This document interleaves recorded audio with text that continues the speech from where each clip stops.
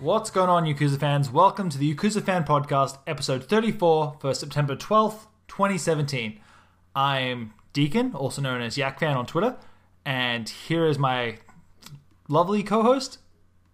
I don't know, I'm trying to think of what the hell your Twitter username here is, Lachlan, and it really gets to me. Rosteichenberg? Yeah, that's it. Perfect. I mean, everyone knows how to spell that, so... Anyway, anyone that makes it to the end of the podcast knows how to spell that at this point. So, yeah, this is my darling co-host, Lachlan, and it's been a little while, again, since we've done a podcast. I didn't think it was as bad, but we had that, the live reaction thing in the middle, where I was kind of hanging out with the guys on Discord, reacting to all those really sick announcements on the Yakuza live stream there. Holy crap, what an amazing couple of weeks it has been. I don't know if you've been following the news on your end, Lachlan, but there has been some amazing announcements coming out. Yeah, I've been keeping up. I watched that first live stream announcement. Yep, and that's pretty much it? Yeah, pretty much. Okay, well, before we go...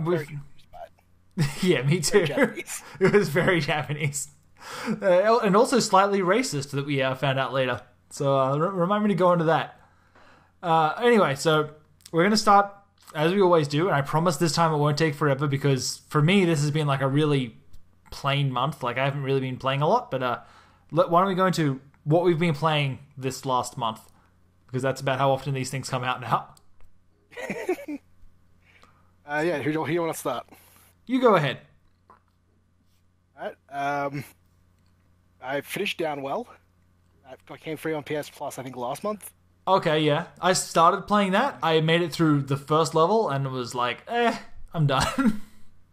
Yeah, that's pretty much how I felt. I was like, well, I just got some podcasts to listen to. I'm just going to play this while I listen to those. Okay. I ended up finishing. I was like, oh, okay, well, I didn't see any reason to play this on hard mode.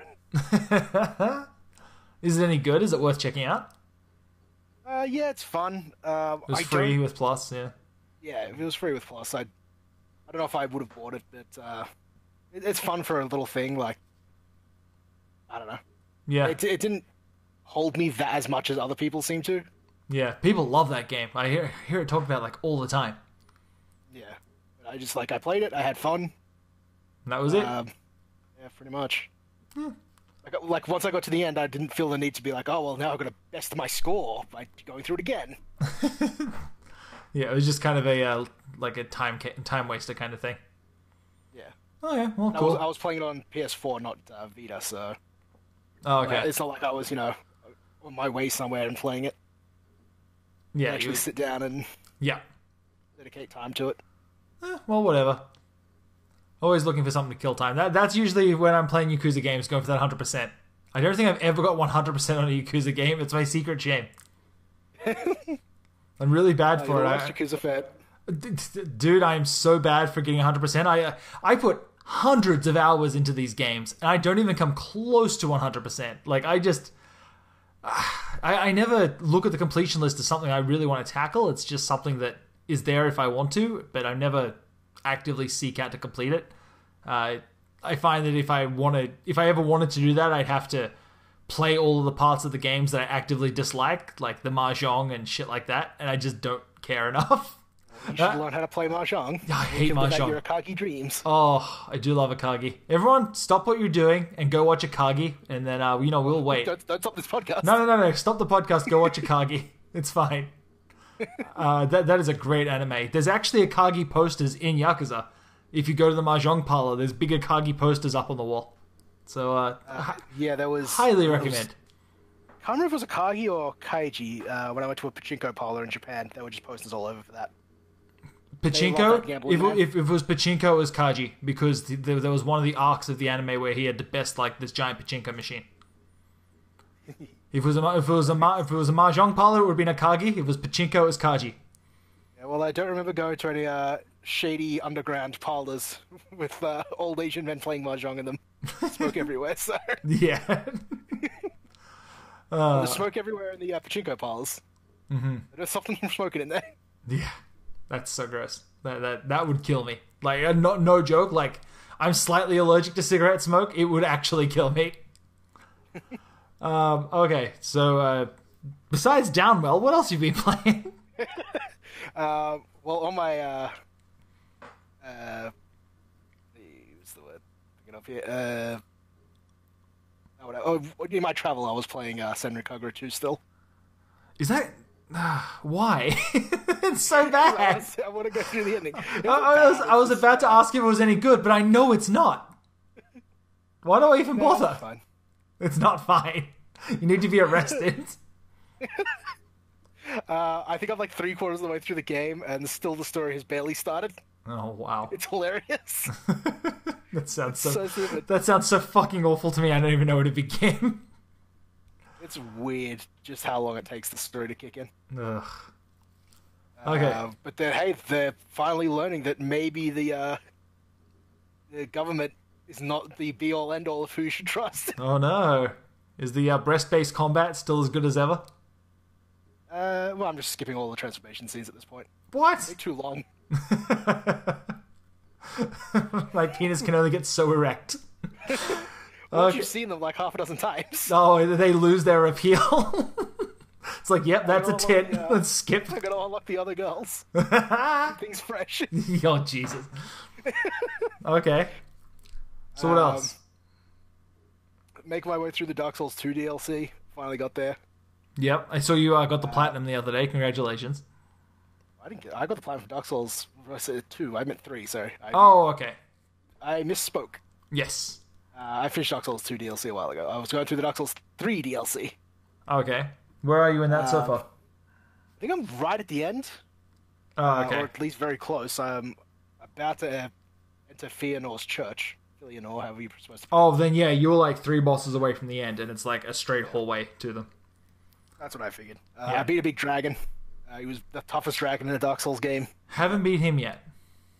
I haven't even got to him yet. Yeah. I'm looking forward to it. It's on my to-do list, but this month has just killed me. Like, I've been so busy with just all sorts of shit that I haven't had a chance to like sink any time into it. Yeah. I think I can't remember if I streamed part of that DLC so you could see. I think so, sure but I did, yeah. I think so. I don't know whether you have an archive of it though. So if you want some questionable gameplay with no commentary, My check. gameplay is fine. It's questionable at best, and you know it. It is not. I beat most of those bosses in a single try, except for the ones that are outrageously badly made. Okay. So what else besides the Dark Souls 3 DLC? Finished Sonic Mania. Sonic Mania came out and everyone was happy. Yeah, that has been one of the best games to release this year. Like this year's been so good for games, especially from Sega. But Sonic Mania, man, that is next level. That may be my. It's easily the best download only game I played this year. Like if Yakuza didn't come out this year, Sonic Mania would probably take my game of the year so far. Oh, that's not true. It was. Didn't Nier come out this year? Or was that last year? Oh, that was this year, February. I think. Oh my god, this year's been insane for games. Yeah, okay. I'm sure about Nier 1. No. Well, I know it didn't come out last year. Yeah, it was my birthday last week. So Yay, happy birthday. Happy birthday. Yay, splurged on Sonic Mania. Yo. I think it's all slightly overpriced, as much as I love it. How much is it in Australia? $30, I think. Holy shit, I think it was only 15 here. Like, I got that pre-order discount, so... Oh, yeah. I don't know if there was a pre-order discount. Yeah, I think it was like 20% cheaper or something. But either way, it was a pretty good deal. And it was way longer than I was expecting, like... Yeah, it feels longer than Sonic 3 and Knuckles, which is, I think, the longest classic Sonic game. Mm-hmm.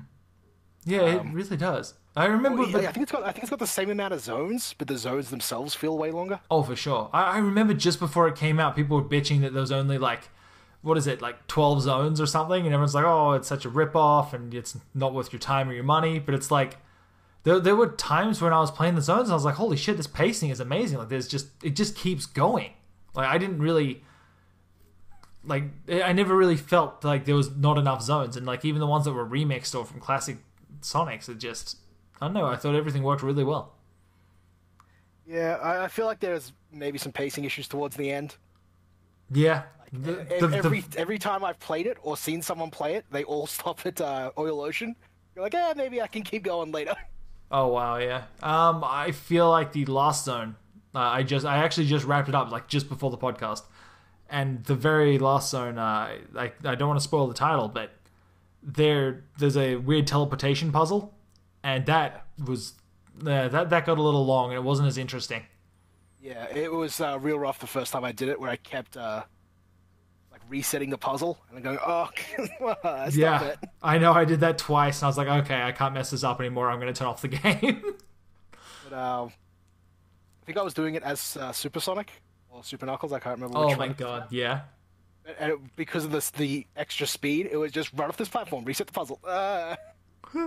Please stop. I just want to get past this part. The fact that you managed to get all of that done, I'm struggling with those bonus stages. I don't like them. I don't like any bonus stages though. So me? Yeah. I like Sonic 2. Sonic 2 ones. Sonic 2 are my favorite. They're so much fun. They're the best music. They got the best design. Just blinded by nostalgia. Ugh. If I was, then why don't I like Sonic 3? Haha. Because you were more into Sonic 2. Yeah. Yeah, precisely. No. Well, what else? I think that's pretty much it. Yeah, it's been kind of a slow month, eh? Yeah, well, I mean, a lot of the things that I'm playing are just long. Yeah, that's fair. Or I only play when I'm out, so... Yeah. I had to start Dark Souls 3 from the beginning, so... That's taken a while. Yeah, that game... I feel like that game feels longer than it actually is, though. Maybe a little. It's so much shorter than Dark Souls 2, though. Oh god, yeah. Dark Souls 2 is back to back, where it's just like, oh yeah, I can just blast through Dark Souls 3 super quick. Yeah. No, I'd agree with that. Okay, well, then I'll, if you're done, I'm going to move on to what I've been playing. Mm-hmm. Okay, so, I, much like you, have been playing the hell out of Sonic Mania. Again, my schedule lately has been insane, like between just work and other Yakuza van stuff, and just it's been a bit of a mess. So I've been trying to pick away at Sonic Mania when I can. That right now is like a joy for me to play. It totally reminds me why I like Sonic, and I don't understand why no one else in the last 15 years has made a game like this.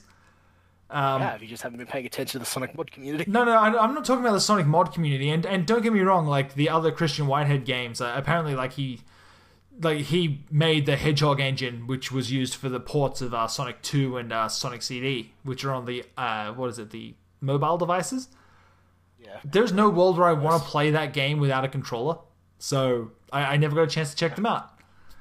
But yeah, Sonic Mania is like right now my happy game. Like was constantly wowed at every new zone, every remix. Like, I have such nostalgia for 3/4 of that game, where every time they change something, I was like, oh shit, that's really cool.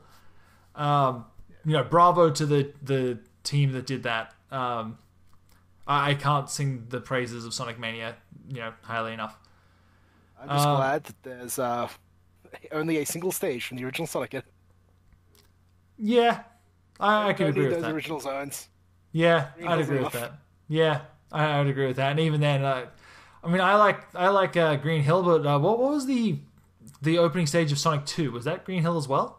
It's Emerald Hill. Emerald Hill. I like Emerald Hill a lot more, to be perfectly honest. They're basically interchangeable for me.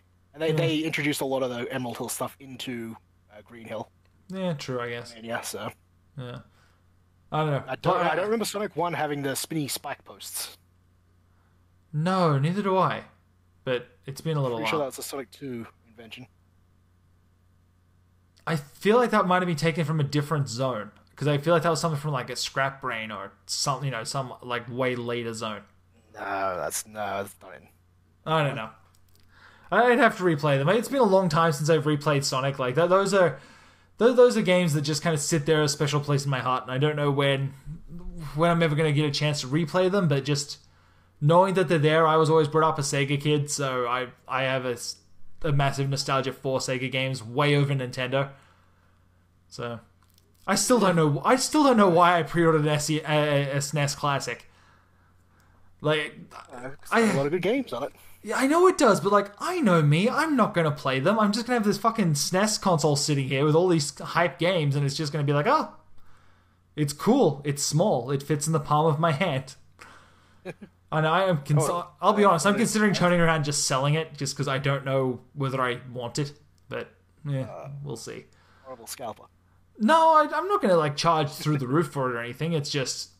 I have a little markup, gotta wet my beak a little. Yeah, exactly. Dip my hand in the pot.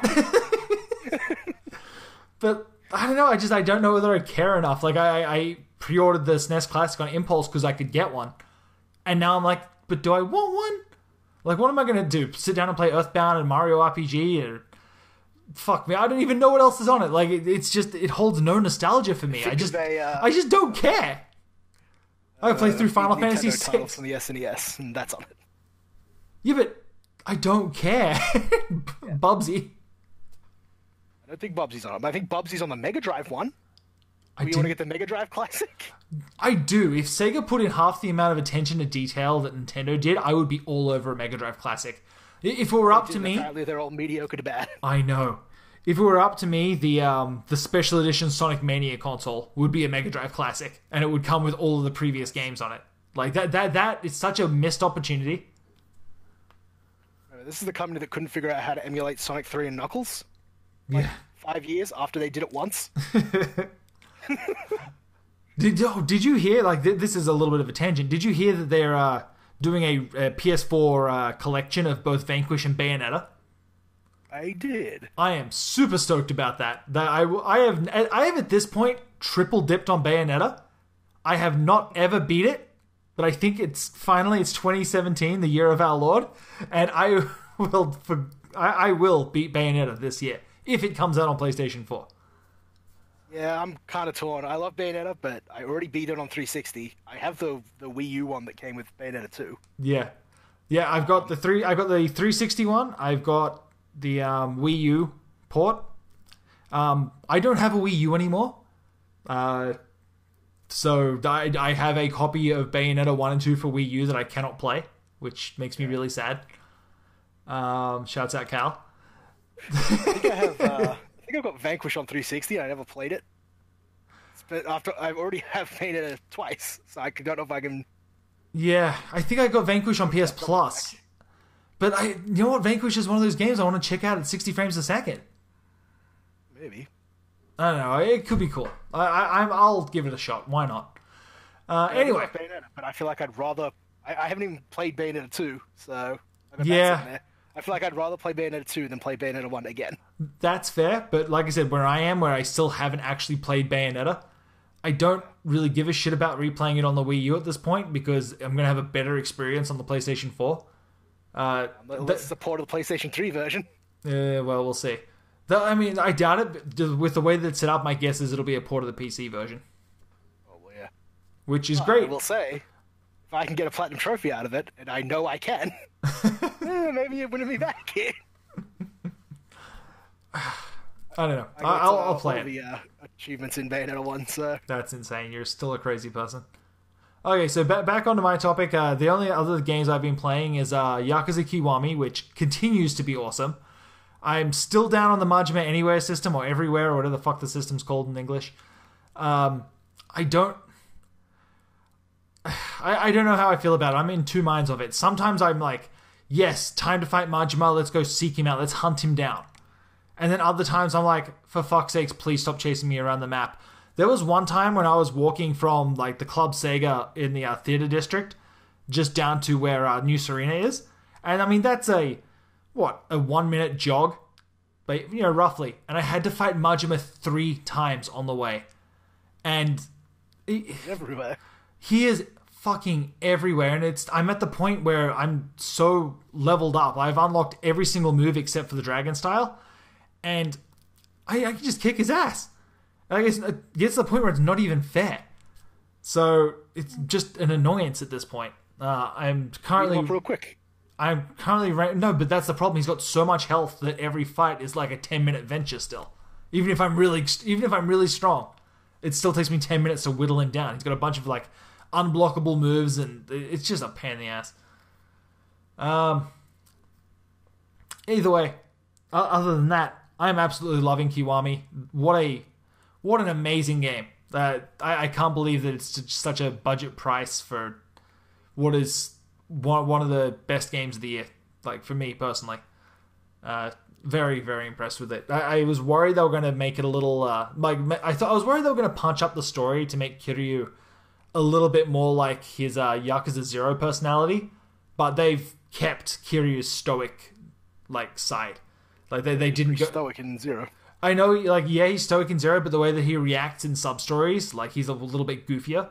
But, even the new sub-stories in this, he's a lot more stoic and just not as quick with his wit. Which is perfect for where he is in his life, and so I appreciate that. Okay, so... for a price drop.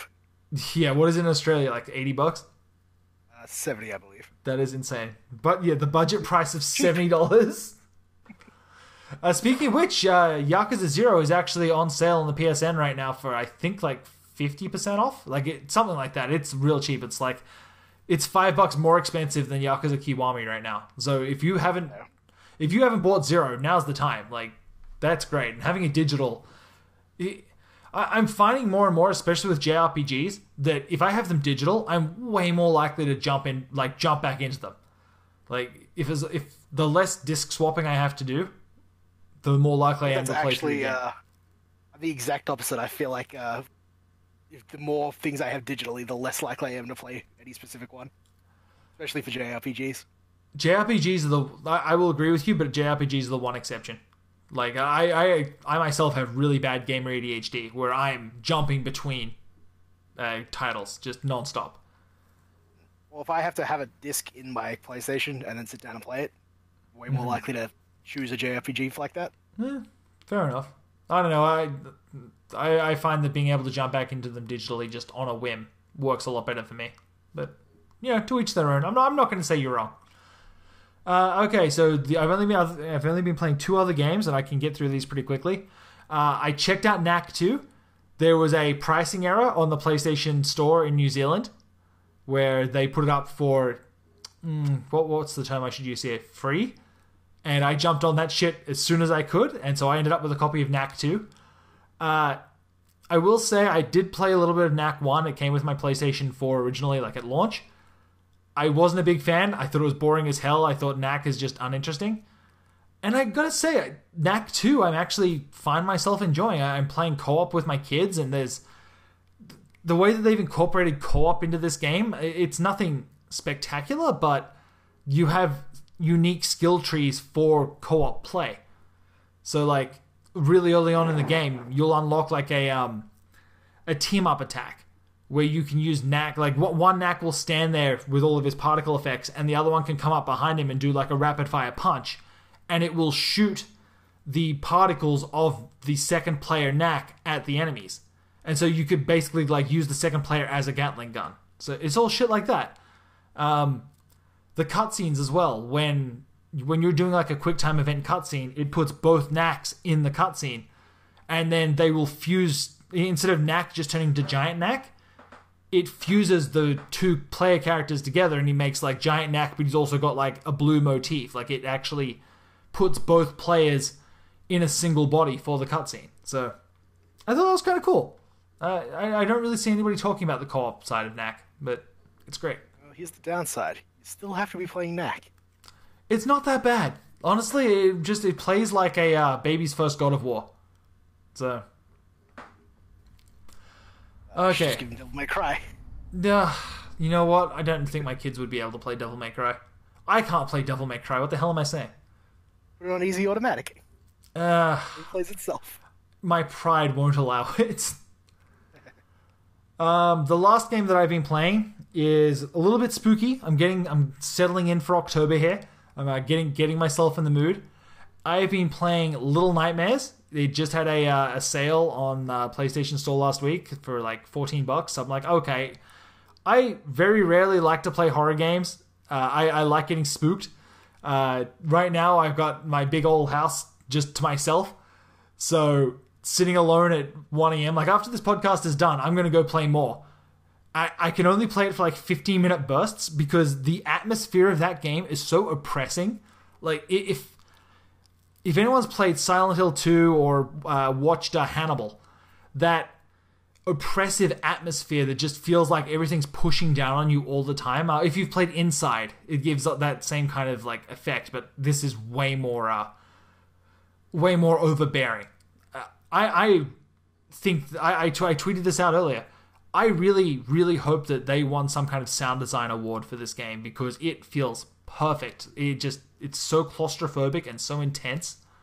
And, you know, the gameplay is, it's a platformer. It plays a lot like Limbo or Inside.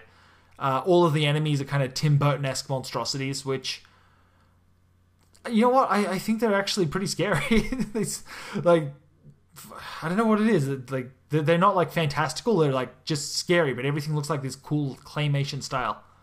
I say check it out. If you like horror games, if you like platformers, apparently it's only, like, 3 hours long, so it's a quick game. I might be done it by next month.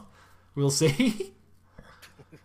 But it's really good. I have nothing bad to say about Little Nightmares. Check it out. If you like horror games, check it out. It's worth your time. Any questions about Little Nightmares, Lachlan? No, not really. Yeah? I didn't find Inside to be that oppressive. I think that the deeper you go in that game, the more oppressive it gets. It wasn't too bad at the start, but like, especially once you go underwater, it got a little bit more oppressive, but I'm hoping I'm not underselling it. The Little Nightmares right from the get-go is just holy that's a shit. more straight-up horror game. Yo, definitely. Inside was more of oh yes, it is definitely a horror game. Artsy. You know what? I have some issues with Inside that. You know what? I'm going to save that for another time because we're already running long on this bit. But yeah. Check out Little Nightmares. If you can get Little Nightmares cheap, I highly recommend it. Like the season pass is overpriced, I feel like, but yeah, I'll wait till it's PS Plus and then I'll. I guarantee you that game will be PS Plus. it has PS Plus written all over it. Like it's not a high enough budget title to not be PS Plus, and there's a $15 DLC pass. So I bet you anything the base game will be PS Plus within the next 6 months. Someone write that down. And that's... Yeah, hold on. Let me just get this keyboard. Oh. Okay, so that's it. That's all I've been playing. Anything else before we move on here? I don't think so. Okay, so... More Sonic Mania. More. Please give me more Sonic Mania. Just put it right into my veins. I love it so much. I wasn't prepared for how much I like Sonic still. Like the last time I felt this way was during the live show announcement. Like that weird Sonic stream like a year ago where they had all those technical issues and just everything was a mess. That reminded me how much I love Sega and Sonic.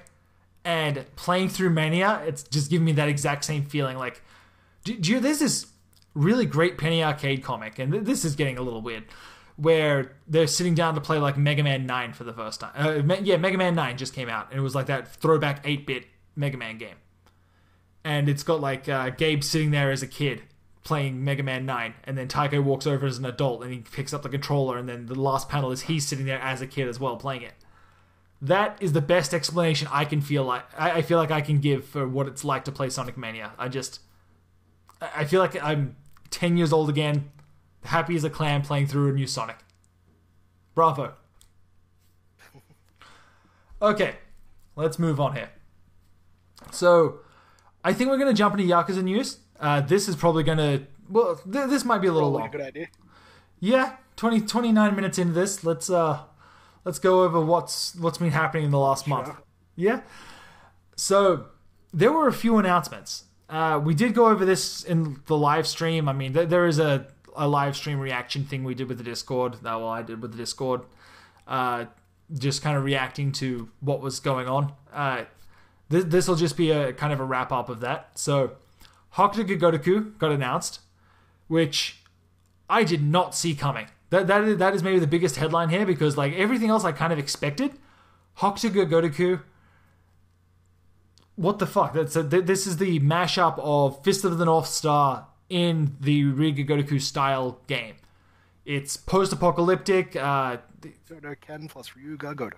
Yeah, exactly. they're taking this third-party manga license and using what they do best, like third-person brawling. And I just feel like it's the best possible scenario and use of that engine. Like, it just seems to fit so well. I'm not super familiar with the manga. I feel like I read a lot of it, but most of it is a lot of fighting. Like, it's a quintessential, what is it, 1970s, 80s manga? I want to say early 80s. Yeah, I think it might have been early 80s, because there seems to be a lot of Mad Max inspiration in this. Yeah, it looks like it. Yeah, so Hokuto no Ken, Fist of the North Star. His whole gimmick, in case you guys don't know, is that whenever he punches people, he hits certain pressure points and then they inflate and explode. And that's kind of the whole bit. So the manga and the anime, it gets really gory. Kenshiro is a silent protagonist. This time they've got Takaya Kuroda, the voice of Kiryu, doing the voice of Ken. And the name is escaping me right now, but the guy that did the voice of Nishikiyama is playing his rival. That I don't know why I don't have this written down. I don't remember, but yeah, his rival character is being played by the guy who did the voice for Nishiki. So it is very much a mashup of Yakuza and Hokuto no Ken. I expect a lot of even more silly. Hey, guy on the street, I'm going to beat you up, and then you make them explode, and then 3 more guys on the street think they can take you. Yeah, I'm excited for that. The way it's been kind of pitched is that Ken finds this. This is my favorite part. Ken's wandering the wasteland and he hears that his girlfriend might still be alive and in this domed city where apparently they still have power and running water and whatever. And so he heads over to that part of the wasteland to get in. And it turns out that this part of the wasteland is actually an old entertainment district from the old world that is still somehow, has power. This is the best justification that I've seen for reusing Yakuza assets.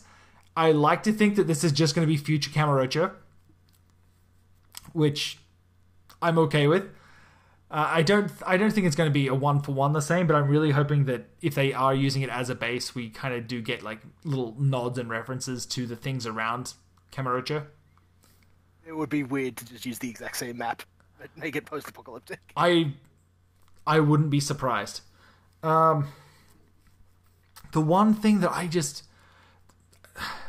When the announcement happened, it was in the middle of another announcement. I will talk about that in a second, but it showed Kiryu arguing with this guy on the street, and then he touches the guy on the forehead, and the guy kind of looks up at where Kiryu is touching, and the camera swoops back over to Kiryu. Kiryu is now Ken in full armor.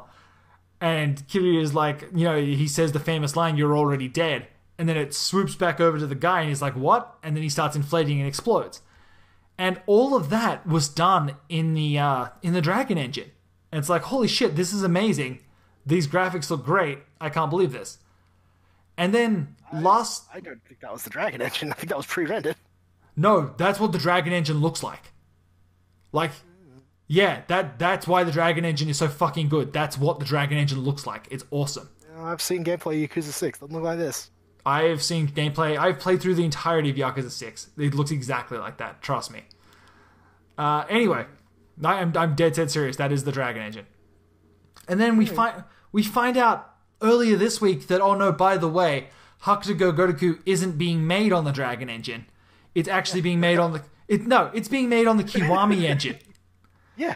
And it's I told you that.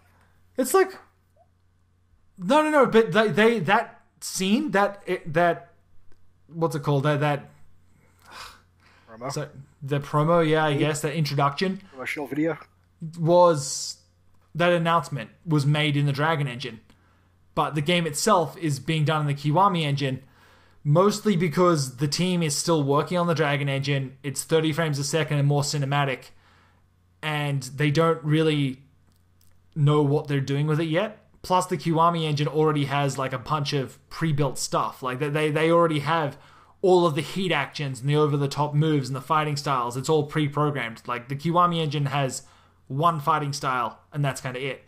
The Kiwami engine always has like all these pre-built styles that they've used from Zero through Kiwami and Ishin, so they can just drag and drop. Basically, it's a lot easier to program for, and the team is a lot more experienced in it. Not just that, the Kiwami engine is a lot better at doing cel-shaded graphics, or that cartoon style that they're using for Hakuto Gotoku. So, I don't know. It kind of sucks. I feel like this was a foregone conclusion. What do you mean? If you say, "Hey, we're gonna make next Yakuza or next Ryuga Gotoku, and also Hokuto Gotoku spin-off," one of those is being made in the Kiwami engine.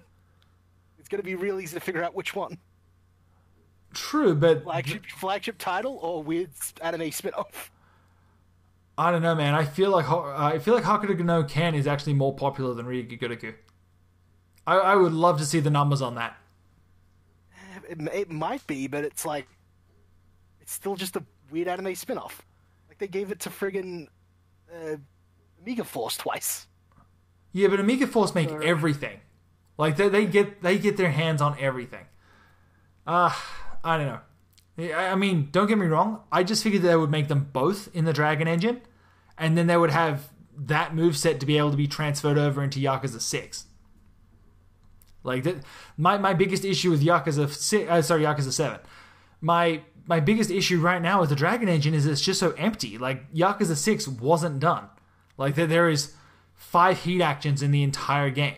Like, precisely. Like, that's why, to me, that of course they wouldn't just use that for. Okay, but they're really good about using their product. They're really. Jeez, how can I say this here? You get me all tongue tied.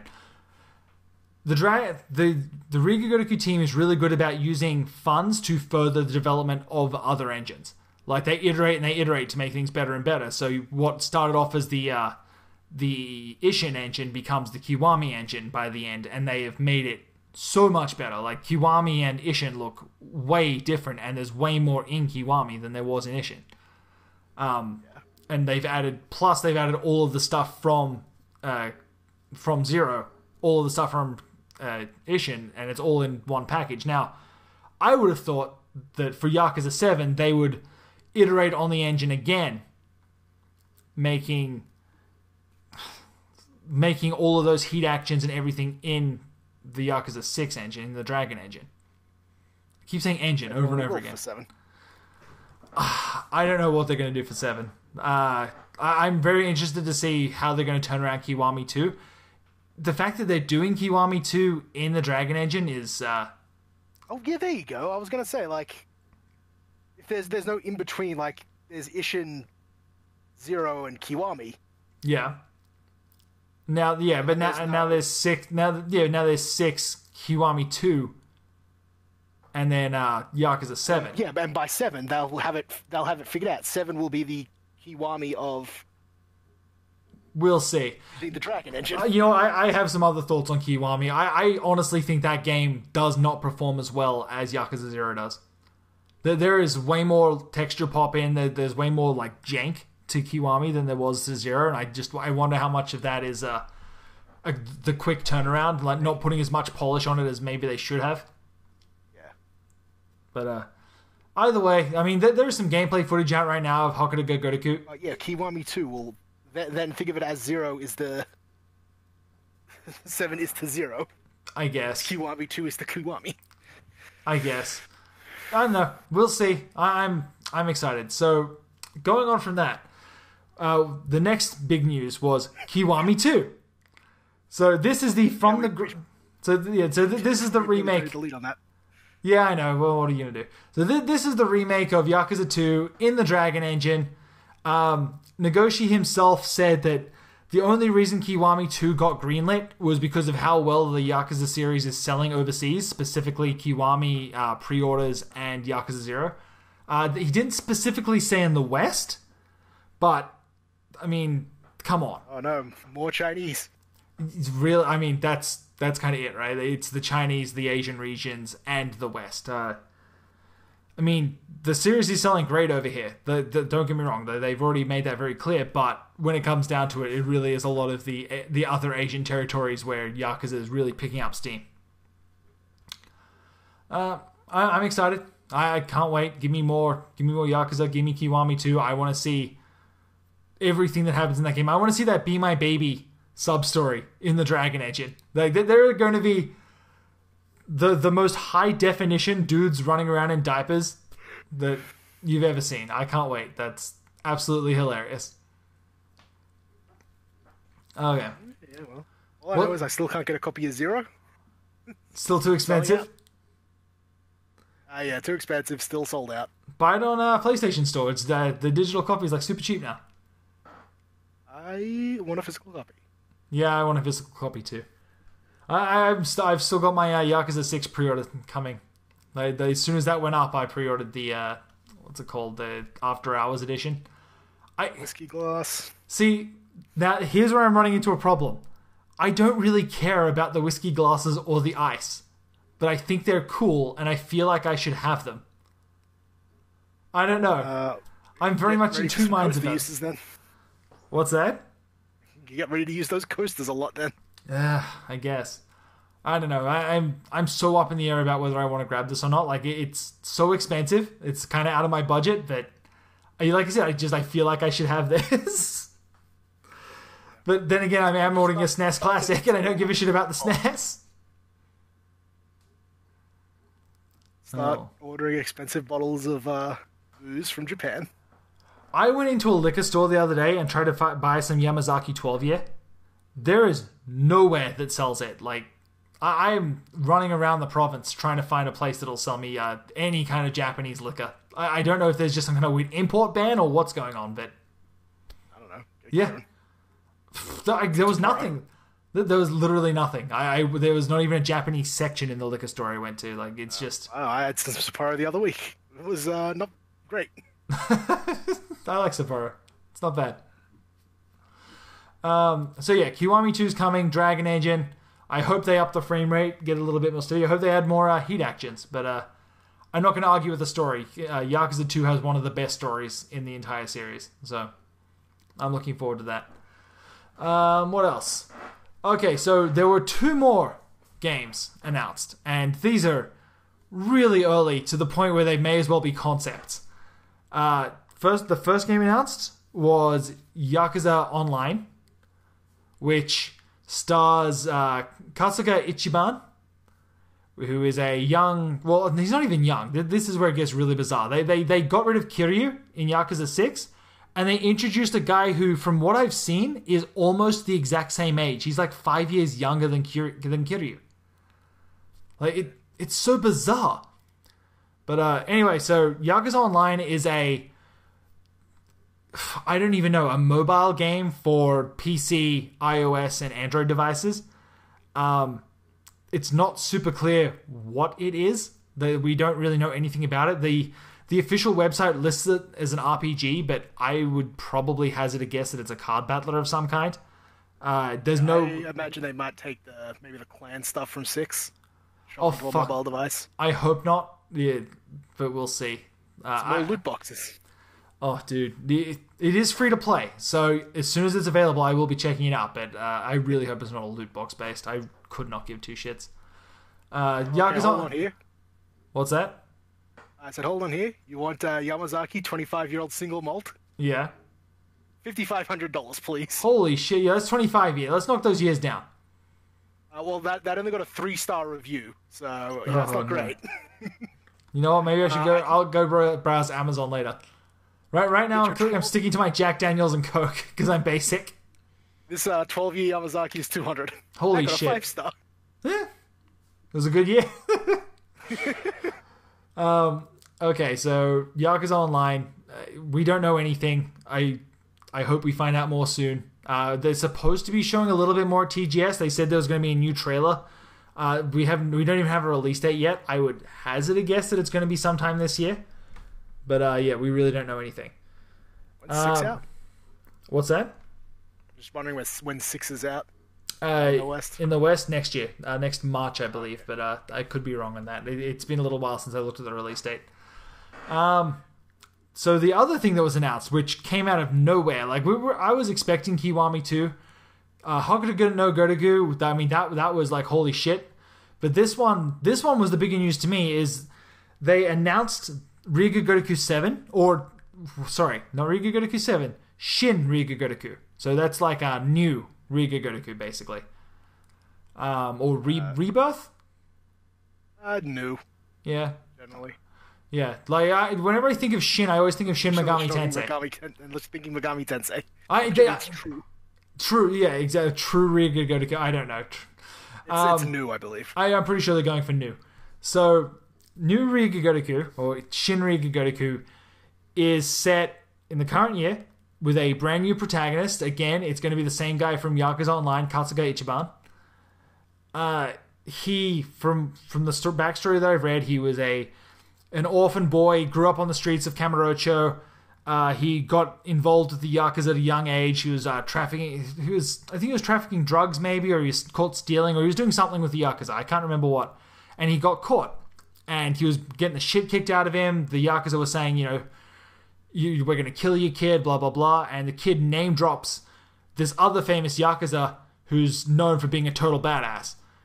And the guys that are kicking the shit out of him are like, that's great, we hate that guy, and with you over here, he needs to come over here and apologize because his subordinate wronged us. So they call him up and he comes over, and the kids, Ichiban's freaking out, being like, oh shit, this guy's going to kill me or he's not going to care. And instead, the guy pulls out a knife, apologizes for what Ichiban did, and cuts off his finger. And gives that as an apology, takes Ichiban and leaves. So Ichiban is immediately enamored with this dude. He asks to join his clan or his family, and the guy's like, no, you should aim for a better life than that of a Yakuza. And so he hangs out outside their office for like 6 months until they finally take him in and make him part of the family. He does a few odd jobs, something happens, that badass Yakuza is supposed to be sent to jail, but Ichiban takes the fall for him, and Ichiban ends up going to prison for, I think, 15 years, 20 years, something like that. Like a long-ass time.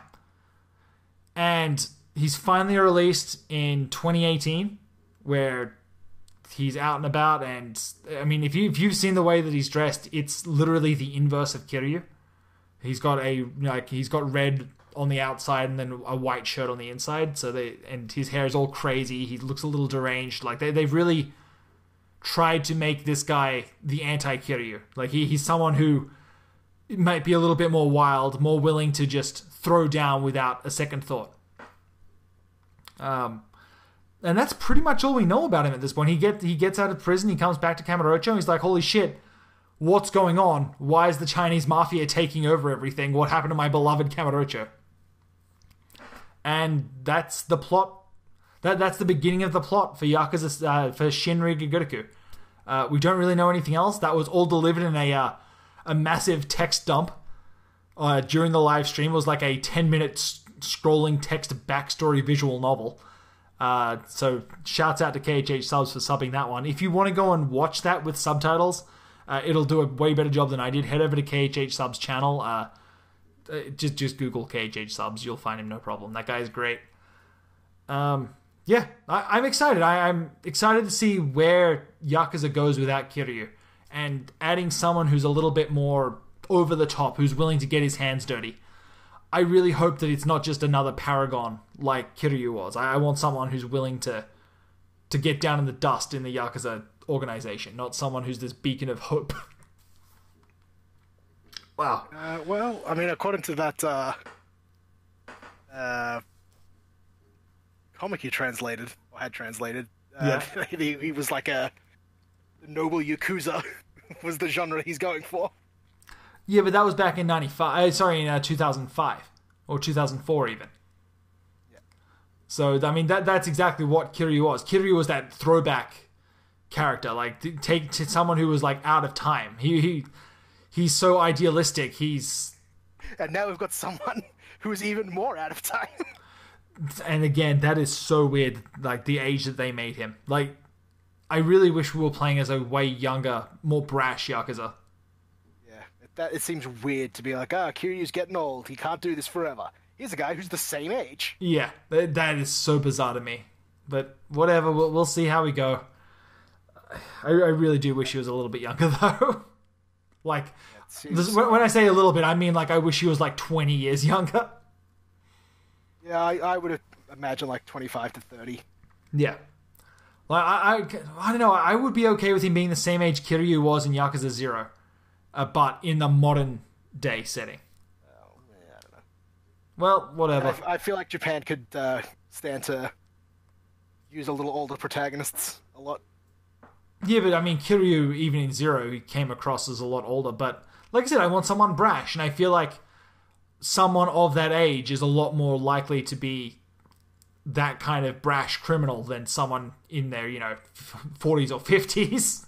You just got out of prison. Yeah, exactly. It's like you just got out of prison, and now you're running around like Majima. It just, I don't know. I like that concept art they showed of him. I feel like his in-game model, or the model they used for his introduction was a little wanting. Yeah, I'd agree with that. And you know what? Even then, the concept art I wasn't sold on either. I don't know. We'll see. I'd say the concept art looks better, but still a little meh. Yeah, no, that's fair. That's just how I feel about his. Yeah. No, that's fair. It's hard replacing a iconic figure like Kiryu. Oh, for sure. I don't know. We'll see. I'll be cautiously optimistic. The Yakuza team hasn't really let me down. Like, even Yakuza 6, for all of its faults, is still, really fun to play.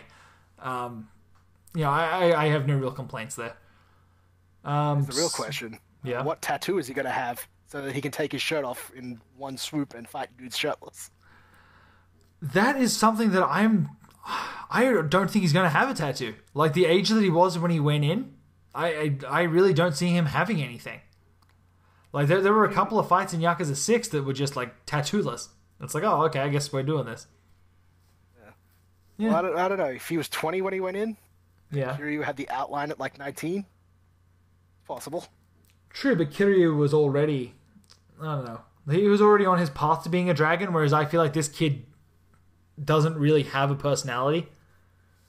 Like, we know that he's, like, crazy and, a little bit more hardcore than Kiryu was, but, like, we don't know anything about him yet. Like, yeah. I don't know. We'll see. Backstory and very little substance. Yeah, exactly. Like, I'm more interested in this badass Yakuza that came to save him, I'll be honest.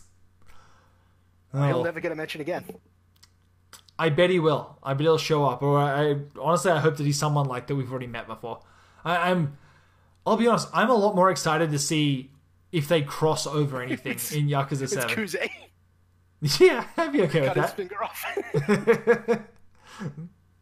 That's fine. That would be awesome.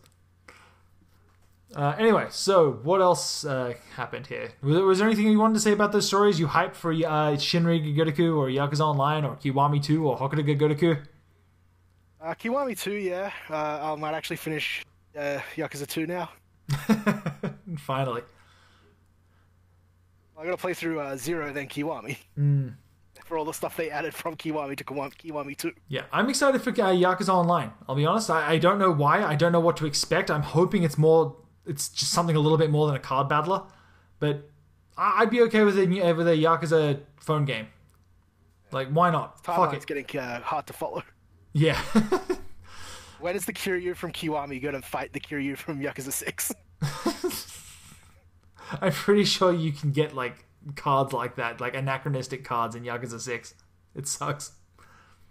When's the Kiryu from ancient Japan? Yeah, when's Heartless Kiryu? Yeah. When's Kiryu's nobody going to show up? Anyway, so let's move on with the news here. We have a manga backstory for how Yakuza was made up on the site. I just put this up last night. It is the backstory of Nagoshi coming up with a new idea, pushing his team forward to try and create a new type of game for Japanese audiences. It is the Cliff Notes version of Forging the Dragon. Go check that out if you haven't seen it yet. It's great. Original art. Yeah. Yeah, it's the story of Nagoshi. I can't remember the name of the artist that actually did the work. Let me see if I can bring that up real quick. But it's actually it's not a famous mangaka. I think that's the terminology. You get mangaka? Mangaka? Is that how you pronounce it? It's Keiichi Tanaka. Mangaka. What's that? Mangaka. Mangaka. Sure, why not? I don't know. It is actually a famous, well-known mangaka. I can't for the life of me tell you what the hell he's drawn lately, but whatever. He's a cool guy. He does interviews with game creators and talks about what their inspirations were when they were young and how they kind of came to be who they are in the industry. And this one's all about Nagoshi. And it has a couple of heartfelt moments where Nagoshi's arguing with his bosses, where his bosses are like, hey, if you want to show blood and guts in a video game, it has to be like an inhuman monster. We can't be showing depictions of humans, getting shot. And Nagoshi's just like, what the fuck are you talking about? They're humans. They're going to get shot. It's a game about Yakuza. What do you want me to do?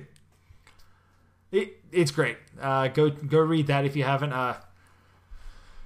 Shouts out to Carrie1138 for helping with the translation on that one. She did all the translation work. I edited the comic. Got it up online at like 1 a.m.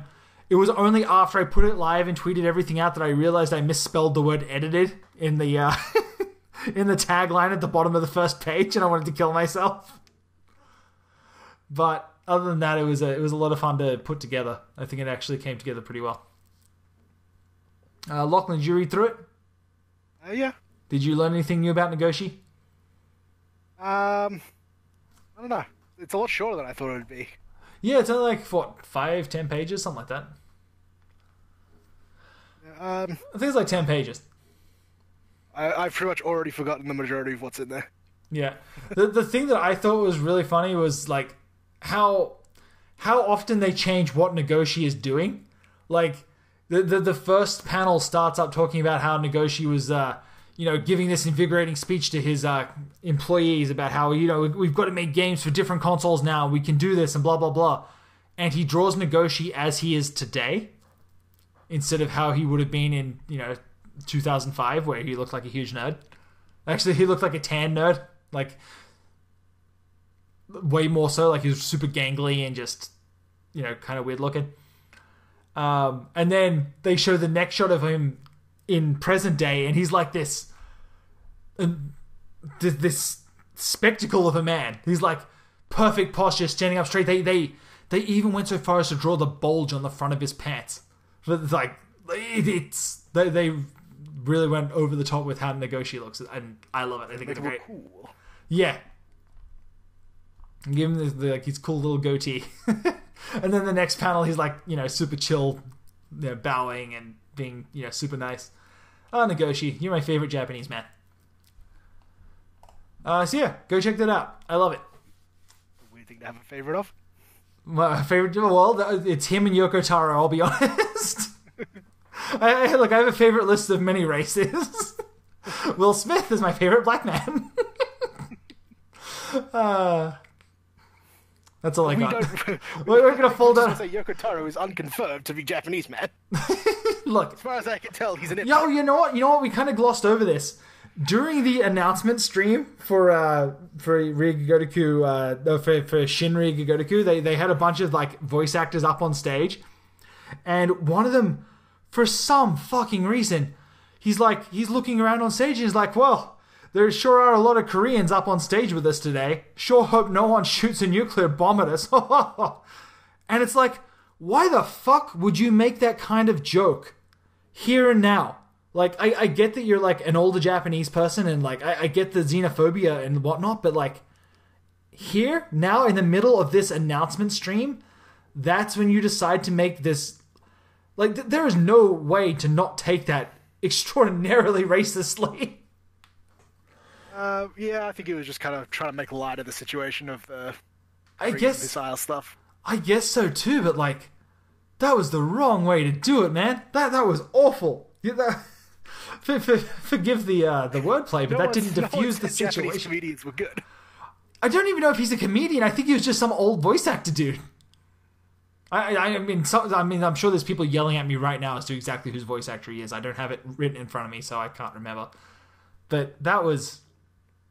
What a bad idea. Like, in the comedy partner. In the history of... they hit him with a fan on the hands. In the history of bad ideas, that one is up there. Oh well. Hopefully that'll blow over. Like, Sega had to, like, issue an official apology that they didn't want to be associated with that, or that it was inconsiderate at the time, or something like that. It was really messed up that it came to that. One of the other guys preempted it. It was like, oh, please stay tuned for the apology stream. Yeah.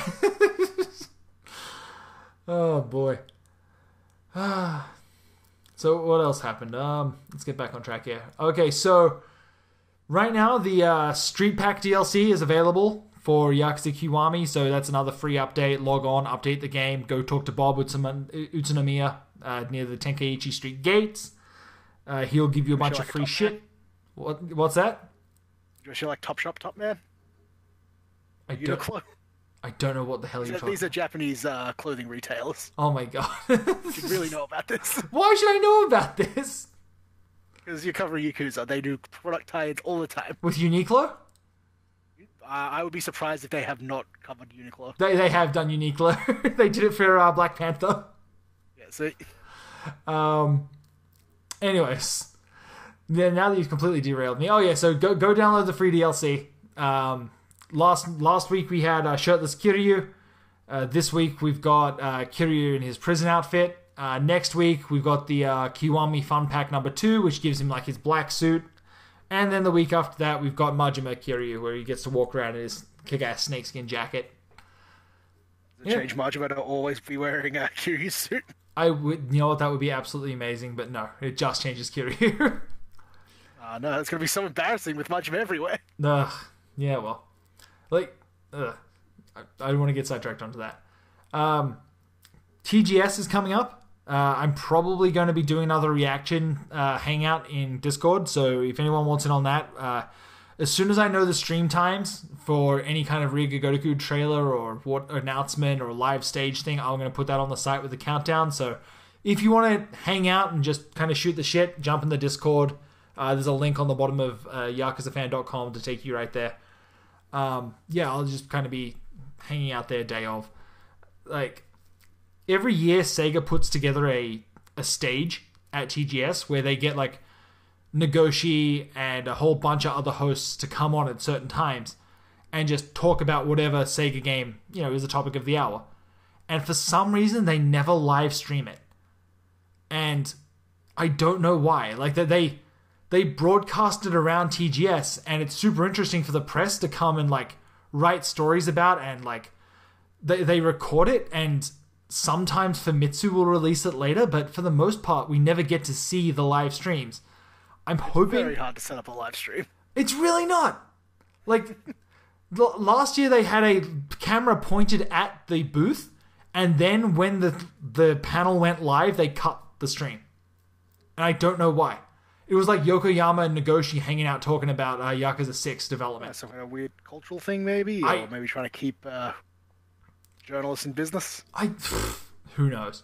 It's so strange to me. They need Famitsu so they can pay them for scores.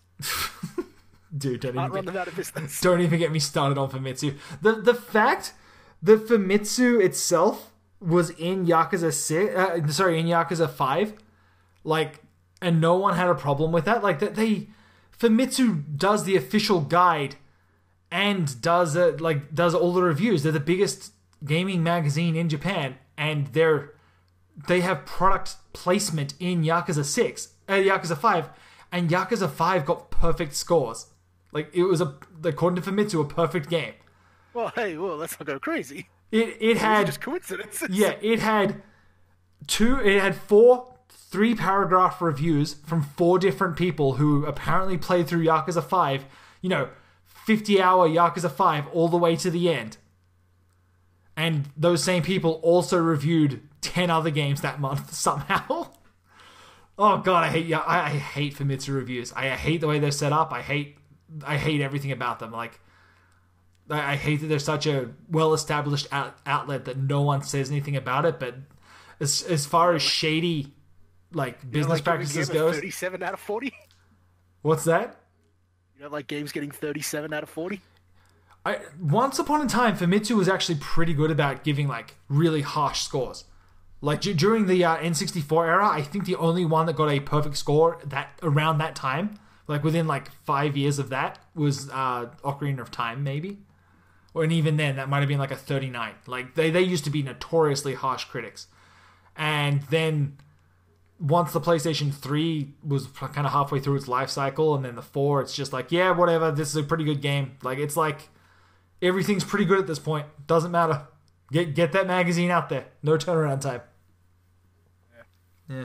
It's, I think I remember seeing that the most of their top 10 scores have been in like the last 10 years or something. Yeah, it's real bad. It's real bad. I just take it to mean that games have just gotten better overall. I'd like to think that too, but we both know that's not the case. Like I said, it's the fact that they have 5 people or 4 people review a game that's 50 hours long, and they review like 5 50-hour-long games within a month. Like, that seems impractical. It sounds so stupid. Like, they should. I feel like they should only have like one person reviewing the game per thing. Like, you won't get the breadth of opinion. But what breadth of opinion? It's 2 paragraphs per person. Then a score. It's fucking. Oh, it's so stupid. Anyway, that's just my pet peeve. I don't like Famitsu. Put that on record somewhere. Write that down. So at TGS this year, Kiwami 2 is going to be playable. So that's great.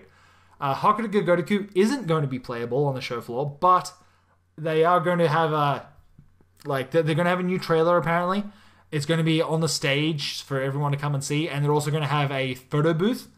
So much like previous years, like they had like a big throne with a bunch of hostesses for Dead Souls, and they had like they set up like little scenes for Yakuza games. I think for Yakuza 6 they had like a hostess booth where they had like it was like bubbly pink, and they had like a chaise couch, a chaise lounge I should say, and you could come and like lay down and be fondled by hostesses, and then they take your photo, and that was kind of it. So this year they've got a Hokuto Gotoku photo booth. Go check that out if you're at the show.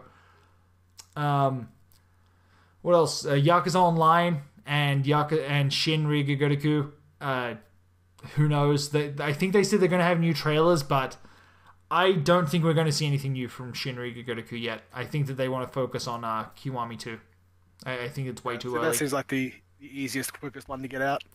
I think that if they try to do too much... what the release schedule of these is going to be. Like, new or Kiwami 2 first? Kiwami 2 will definitely be first. Kiwami 2 will be this year. I predict it'll be Kiwami 2 and Hokuto Gotoku. Kiwami 2, Hokuto Gotoku, Yakuza Online, and then Shin Riga Gotoku. And I think that there's going to be some crossover functionality between Riga Gotoku Online and Kiwami 2. And Shin Riga Gotoku. Yeah, that's how I feel about that. If you are at the show floor, go stop by the Sega booths. If you go and watch the trailer, or if you manage to play the demo, you can get some free gifts. You get either a Hokuto Gotoku / Riga Gotoku Kiwami 2 branded box of tissues, or you get a tote bag, and that's your merch for this year. It's not as good as the pins that they were giving out last year, which I still have mine around here somewhere. What else happened? That's about it for TGS. Okay, so Sega... Surprises? What's that? Barring any surprises. I don't think there's going to be any surprises. I think we're just going to see, like, here's some gameplay footage. Kiwami 2 looks like Yakuza 6. It looks great. Please stay tuned. We might get a release date. That's the one thing that I think we might get. Okay, what else do we have on the docket here? Oh, wow. This is a list. Sega just did a Reddit AMA. So these are the Ask Me Anything. So the 4 guys from Sega's Yakuza department, basically. The PR guys, William Chan and Jacob Nahin, and localization producers Sam Mullen and Scott Strickett were all taking your questions, no matter what, about the series over on Reddit. So I asked a couple of questions about the music, why they can't get the licenses, and it was kind of like well, we want to get the licenses, but it's expensive for some reason, and Sega's only got so much money. Exactly, and they kind of look at their game as a whole, and it's like, okay, well, how can we get this budget down to make it feasible to translate? And it's always the music's got to be the first thing to go. It's a huge shame. They say they hate doing it, and it's the one thing that they wish they could change. But that's it. There is a bunch of great questions. Head over to yakuzafan.com. I compiled all of the questions, so I cut out all the bullshit.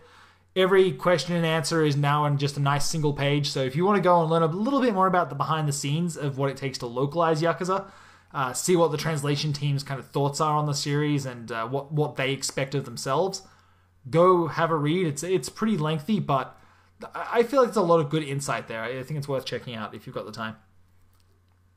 Did you read it all, Lux? No, I didn't. Yeah, well, whatever. Yeah, go check that one out. There's a lot of questions and answers that I don't really need to see.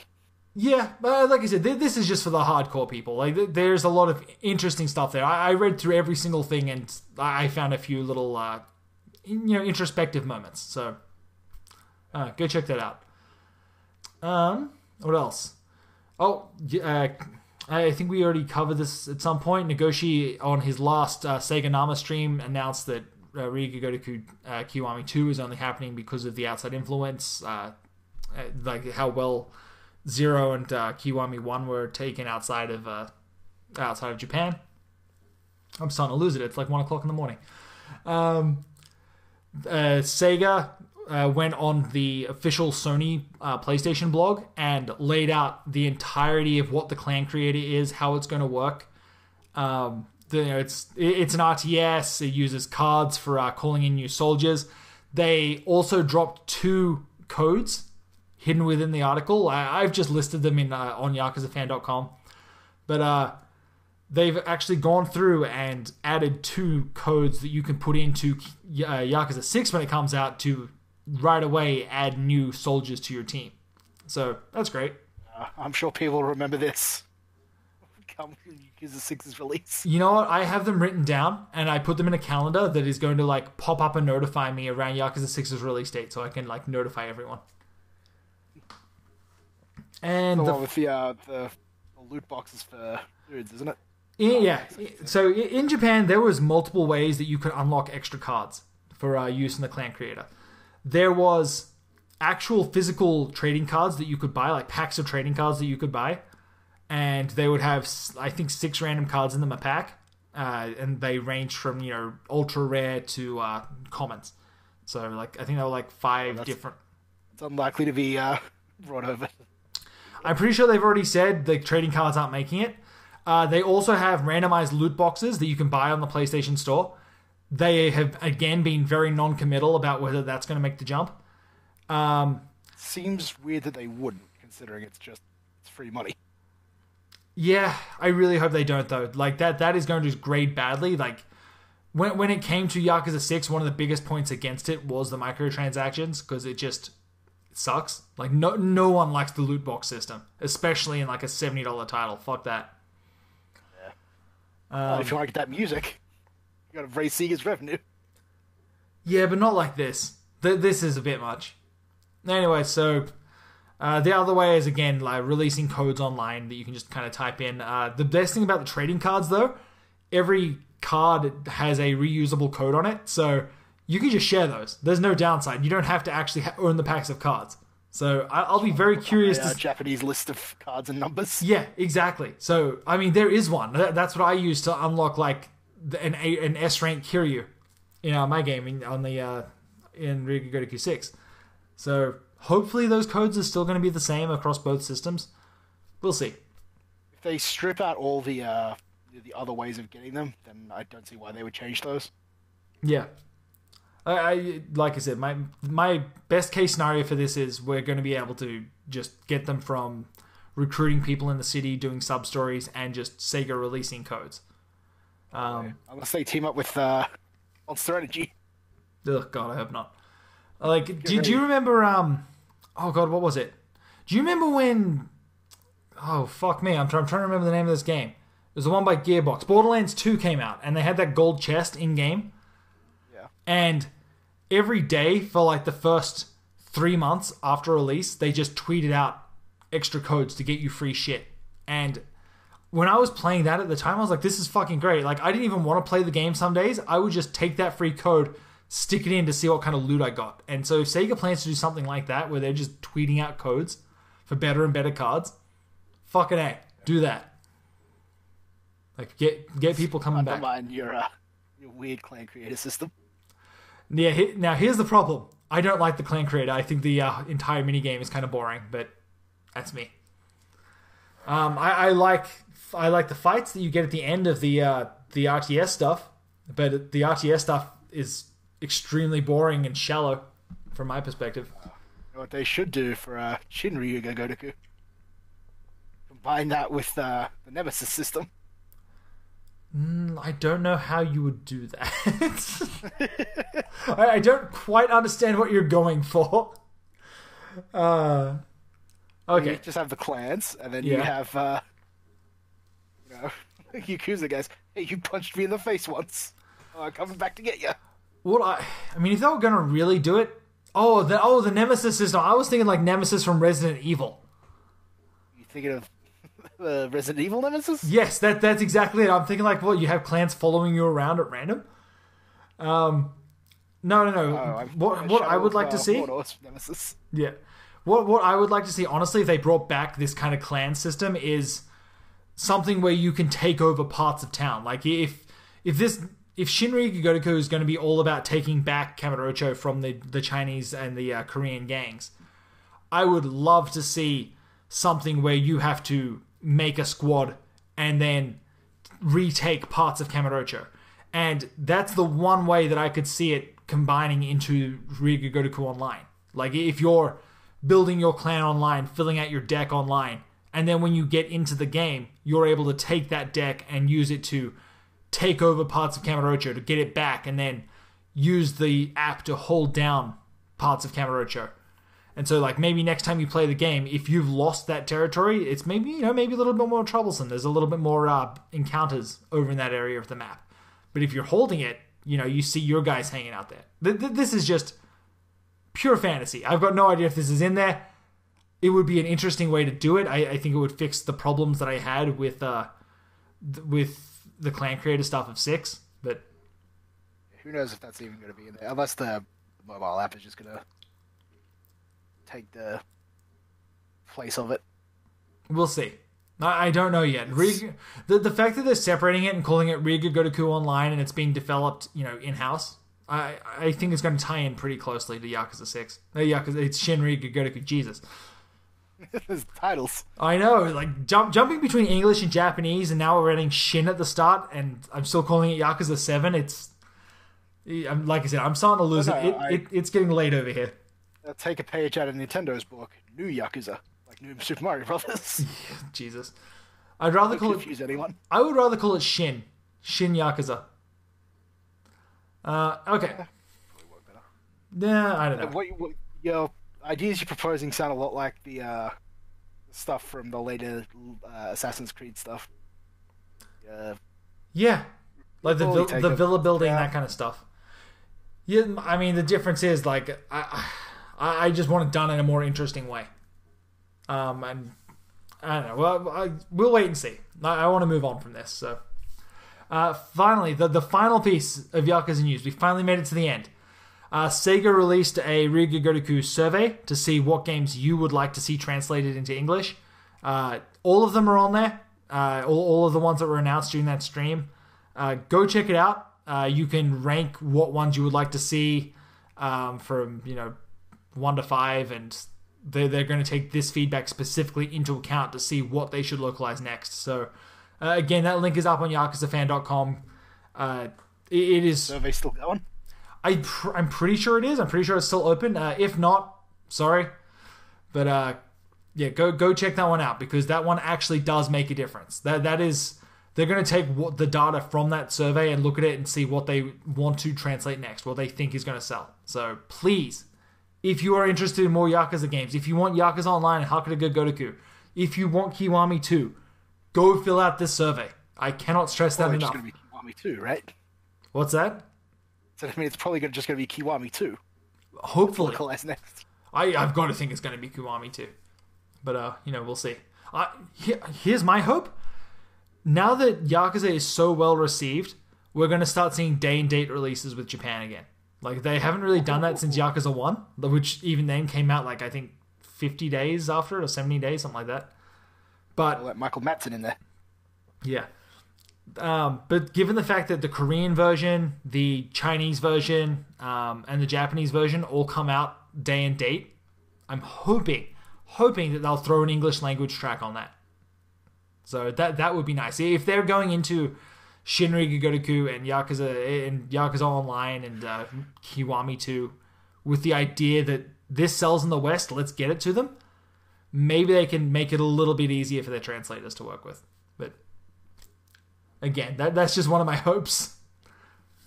Okay, so I think that's it. We made it to the end of Yakuza news. Woo! Woo! Oh man, I'm actually sweating over here. I feel like I haven't actually stopped talking.